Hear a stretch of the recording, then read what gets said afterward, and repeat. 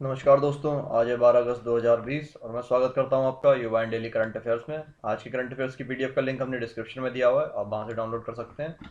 साथ ही साथ अगर आपने हमारे पुराने करंट अफेयर्स के वीडियोस नहीं देखे हैं तो आप यहां पर प्लेलिस्ट का ऑप्शन आता है, वहां से देख सकते हैं। उसके अलावा हमारे अभी दो वीडियोज़ आए हैं, एक है कोरोना वायरस पर, दूसरा है शिक्षा नीतियों पर।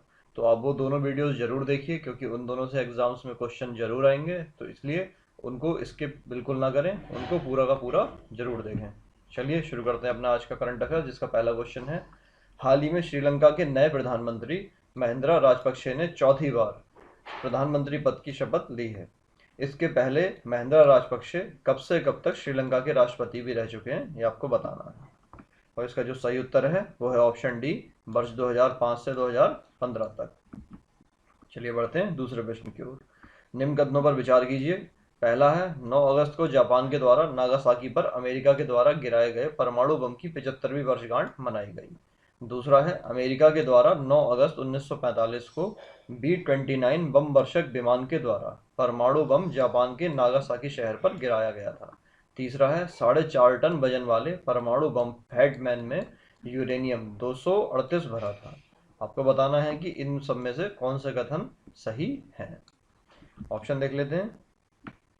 ए है केवल 1 2, बी है केवल 2 3, सी है केवल 1 3 और डी है सभी 1 2 3। और इसका जो सही उत्तर है वो है ऑप्शन ए, केवल 1 2। देखिए, ये ऐसा है क्योंकि जो परमाणु बम जो था फैटमैन में क्या था, प्लूटोनियम भरा हुआ था, ना कि यूरेनियम भरा हुआ था। चलिए बढ़ते हैं तीसरे प्रश्न की ओर। हाल ही में मनी तोमी सिंह का निधन हो गया। आपको बताना है कि वह किस खेल से जुड़े थे। ऑप्शन ए है फुटबॉल, बी है क्रिकेट, सी है हॉकी और डी है टेनिस। और इसका जो सही उत्तर है वो है ऑप्शन ए, फुटबॉल। देखिए, हाल ही में मोहन बगान फुटबॉल टीम के पूर्व कप्तान मनी तोमी सिंह का निधन हो गया और वह कितने 40 वर्ष के थे। और मनी तोमी वर्ष 2003 से 2005 तक मोहन बगान के लिए खेले थे और इस दौरान उन्होंने टीम की कप्तानी भी की थी। चलिए बढ़ते हैं चौथे प्रश्न की ओर। चकदह एक्सप्रेस। चकदह एक्सप्रेस के नाम से कौन सी महिला क्रिकेट खिलाड़ी प्रसिद्ध है। ऑप्शन ए है शेफाली गुप्ता, बी है मनप्रीत, सी है झूलन गोस्वामी और डी है अंजुम चोपड़ा। और इसका सही उत्तर है ऑप्शन सी, जो है झूलन गोस्वामी। देखिए, बंगाल की चकदह एक्सप्रेस के नाम से भारतीय महिला क्रिकेट टीम की तेज गेंदबाज जो है झूलन गोस्वामी, वो प्रसिद्ध हैं। चलिए बढ़ते हैं पांचवें प्रश्न की ओर। हाल ही में किसे कर्ज पुनर्गठन के लिए विशेषज्ञ समिति का प्रमुख बनाया गया है। ऑप्शन ए है राजीव महर्षि, बी है रवि चोपड़ा, सी है केवी कामत और डी है अशोक चंद्रा। और इसका सही उत्तर है ऑप्शन सी, जो है केवी कामत। देखिए, हाल ही में केवी कामत को कर्ज पुनर्गठन के लिए विशेषज्ञ समिति का प्रमुख बनाया गया है। हालांकि all India bank employees association ने केवी कामत के कर्ज पुनर्गठन के विशेषज्ञ समिति का प्रमुख बनाए जाने पर आपत्ति जाहिर की है और आरबीआई के गवर्नर को इस फैसले पर की समीक्षा का आग्रह किया है। संगठन का तर्क है कि आईसीआईसीआई बैंक के पूर्व चेयरमैन केवी कामत का, यहाँ कामत होगा, केवी कामत का नाम कथित तौर पर चंदा कोचर के खिलाफ दायर मामले की एफआईआर में है। चलिए बढ़ते हैं छठे प्रश्न की ओर। हाल ही में वित्त मंत्रालय ने वित्तीय संकट से जूझ रही गैर बैंकिंग वित्तीय कंपनियों और हाउसिंग फाइनेंस कंपनियों के लिए विशेष लिक्विडिटी योजना के तहत कितने करोड़ रुपए के 15 प्रस्तावों को मंजूरी दी है। ए है 4500 करोड़, बी है 5360 करोड़, सी है 6399 करोड़ और डी है 6550 करोड़। और इसका जो सही उत्तर है वो है ऑप्शन सी, 6399 करोड़। देखिए, वित्त मंत्री निर्मला सीतारमण ने बताया कि NBFC non banking finance company और एचएफसी हाउसिंग फाइनेंस कंपनी के लिए तरलता की स्थिति में सुधार करने के लिए आत्मनिर्भर भारत पैकेज के एक हिस्से के रूप में 30,000 करोड़ रुपए के एसएलएस पूर्व में घोषित की गई थी। चलिए बढ़ते हैं सातवें प्रश्न की ओर। हाल ही में उद्योग संगठन सीआईआई द्वारा आयोजित कार्यक्रम इंडिया एट 75 समिट मिशन 2022 को किसने संबोधित किया। ऑप्शन ए है पीयूष गोयल, बी है निर्मला सीतारमण, सी है नितिन गडकरी और डी है हरदीप सिंह पुरी। और जिसका सही उत्तर है वो है ऑप्शन सी, जो है नितिन गडकरी। देखिए, हाल ही में उद्योग संगठन सीआईआई द्वारा आयोजित कार्यक्रम इंडिया एट 75 समिट मिशन 2022 या 2022 को सूक्ष्म लघु एवं मध्यम उद्योग एमएसएमई मंत्री नितिन गडकरी ने संबोधित किया। केंद्रीय मंत्री नितिन गडकरी ने उद्योग जगत से आग्रह किया कि आत्मनिर्भर भारत के प्रयासों को बढ़ावा देने के लिए वह निर्यात की संभावनाओं की पहचान करें। उन्होंने देश को विश्व शक्ति बनाने के लिए आयात होने वाले सामानों का स्वदेशी विकल्प तलाशने का भी आह्वान किया और भारतीय उद्योग व्यापार मंडल के 39वें स्थापना दिवस पर 9 अगस्त को राष्ट्रीय व्यापी दिवस का आयोजन किया। चलिए बढ़ते हैं 8वें प्रश्न की ओर। हाल ही में रक्षा मंत्रालय ने कितने रक्षा उपकरणों और हथियारों के आयात पर पाबंदी लगाने का फैसला किया है? ऑप्शन ए है 60, बी है 80, सी है 90 और डी है 101। और इसका जो सही उत्तर है वो है ऑप्शन डी, जो है 101। देखिए, राष्ट्रीय सुरक्षा के क्षेत्र में आत्मनिर्भर बनने की दिशा में सरकार ने बड़ा ऐलान किया है। रक्षा मंत्रालय ने 101 रक्षा उपकरणों और हथियारों के आयात पर पाबंदी लगाने का फैसला किया है और अलग अलग श्रेणियों के हथियारों और उपकरणों के आयात पर चरणबद्ध तरीके से अगले 4 साल में पाबंदी लागू होगी। और रक्षा मंत्री राजनाथ सिंह ने इसका ऐलान करते हुए कहा कि इन रक्षा उपकरणों के आयात पर रोक से देश में रक्षा उत्पादन के साथ आत्मनिर्भर भारत अभियान को बड़ा प्रोत्साहन मिलेगा। और क्रूज मिसाइल से लेकर युद्धक हेलीकॉप्टर व असॉल्ट राइफल, आर्टिलरी गन से लेकर ट्रांसपोर्ट एयरक्राफ्ट तक का निर्माण जो है वो देश में ही किया जाएगा। और स्वदेशी रक्षा क्षेत्र को बड़ी छलांग देने के साथ हथियारों की आपूर्ति के लिए विदेशी निर्भरता घटाने की दिशा में सरकार का यह अब तक का सबसे बड़ा कदम है। और इस फैसले के बाद अगले 6 से 7 वर्षों में घरेलू रक्षा कंपनियों को 4 लाख करोड़ रुपए से अधिक के रक्षा खरीद के ऑर्डर मिलेंगे। और यह पाबंदी जो है वो चरणबद्ध तरीके से दिसंबर 2020 से दिसंबर 2024 के बीच लागू होगी।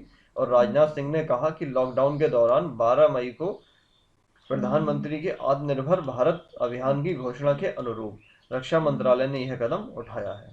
और रक्षा मंत्रालय के आंकड़ों के अनुसार अप्रैल 2015 से अगस्त 2020 के दौरान तीनों सेनाओं ने करीब 3.5 लाख करोड़ रुपए से 260 रक्षा उपकरणों की विशेष खरीद की है। चलिए बढ़ते हैं 9वें प्रश्न की ओर। प्रतिवर्ष विश्व जैव ईंधन दिवस कब मनाया जाता है? ए है 9 अगस्त, बी है 8 अगस्त, सी है 10 अगस्त और डी है 11 अगस्त। और इसका जो सही उत्तर है वो है ऑप्शन सी, जो है 10 अगस्त। देखिए, विश्व जैव ईंधन दिवस प्रतिवर्ष 10 अगस्त को मनाया जाता है और इस मौके पर पेट्रोलियम एवं प्राकृतिक गैस मंत्रालय ने एक वेबिनार का आयोजन किया और इस वेबिनार का विषय था जैव ईंधन की ओर आत्मनिर्भर भारत। चलिए बढ़ते हैं 10वें प्रश्न की ओर। हाल ही में भारतीय जीवन बीमा निगम LIC ने यस बैंक में कितने प्रतिशत की हिस्सेदारी खरीदी है? ऑप्शन ए है 5.05%, बी है 4.23%, सी है 3.33% और डी है 4.95%। और इसका जो सही उत्तर है वो है ऑप्शन बी, वो है 4.23%।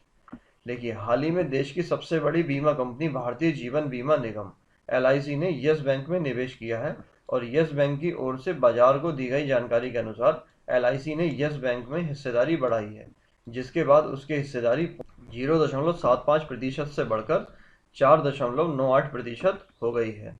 और LIC ने यस बैंक में 4.23% की हिस्सेदारी जो है और खरीदी है।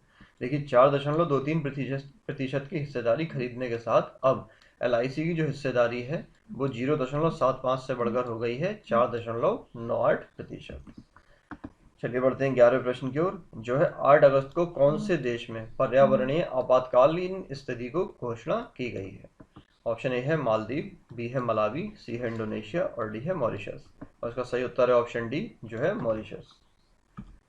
देखिए, मॉरिशस ने हिंद महासागर में देश के दक्षिणी तट पर फंसे जापान के स्वामित्व वाले एक जहाज से तेल रिसाव शुरू होने के बाद पर्यावरणीय आपातकाल की घोषणा की है। और MV बाकाशिबो नामक यह तेल टैंकर 25 जुलाई से फंसा हुआ है और मॉरिशस सरकार का कहना है कि जहाज के निचले हिस्से में दरारें आ गई हैं और तेल का रिसाव हो रहा है। इसको देखते हुए प्रधानमंत्री प्रविंद जुगनाथ ने पर्यावरणीय आपातकाल की स्थिति की घोषणा की है।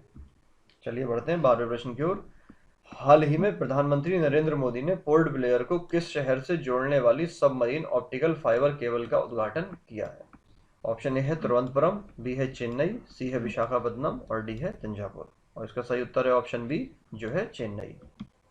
देखिए, भारत समुद्र के भीतर ऑप्टिकल फाइबर केबल बिछाने के मामले में भी आत्मनिर्भर हो गया है और चेन्नई से लेकर पोर्ट ब्लेयर के बीच समुद्र के भीतर 2300 किलोमीटर केबल बिछाने का काम सरकारी कंपनी बीएसएनएल ने पूरा किया है और इसका उद्घाटन प्रधानमंत्री नरेंद्र मोदी द्वारा 10 अगस्त को किया गया।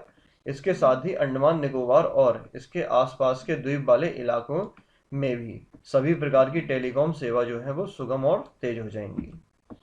समुद्र के अंदर केबल बिछाने का काम में विदेशी कंपनियों को अब तक क्या है महारत हासिल थी, लेकिन अब भारत इस दिशा में आत्मनिर्भर हो गया है और अभी तक सिंगापुर और यूरोप के साथ साथ भारत की टेलीकॉम सेवा समुद्र में बिछाए गए केबल के बदौलत ही चलती है और इस काम में विदेशी कंपनियों का ही दबदबा है।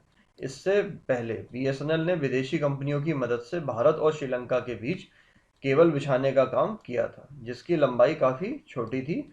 चेन्नई से पोर्ट ब्लेयर के बीच समुद्री केबल बिछाने के काम में लगभग 1224 करोड़ रुपए की लागत आई है और भारत सरकार के संचार विभाग के अधीन यूनिवर्सल सर्विसेज ऑब्लिगेशन फंड से इस परियोजना के लिए राशि दी गई। चलिए बढ़ते हैं अपने आज के प्रश्न की ओर, जो है केरल राज्य की सीमा कितने राज्यों को स्पर्श करती है। ऑप्शन ए है 1, बी है 2, सी है 3 और डी है 4। और आपको इस प्रश्न का उत्तर देना है कमेंट के माध्यम से। चलिए आज की वीडियो में इतना ही। Thanks for watching. अगर आपको वीडियो पसंद आए तो इसे लाइक कीजिए, कमेंट में अपने प्रश्न का उत्तर दीजिए, साथ साथ फीडबैक दीजिए और इस वीडियो को शेयर करना बिल्कुल ना भूलें। अगर आप हमारे चैनल पर नए हैं तो इसे सब्सक्राइब कीजिए। चलिए मिलते हैं अगले अंक में, तब तक के लिए जय हिंद, जय भारत।